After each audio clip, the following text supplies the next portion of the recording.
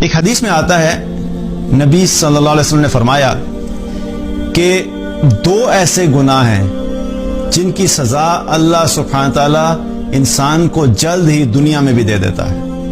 کچھ ایسے گناہ ہیں جن کی سزا دنیا میں شاید نہیں ملے گی لیکن آخرت میں ملے گی اگر توبہ کے بغیر انسان چلا گیا۔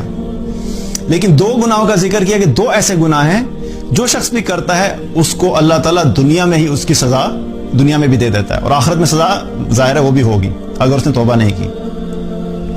وہ دو کیا ہیں؟ پہلی چیز والدین کی نافرمانی۔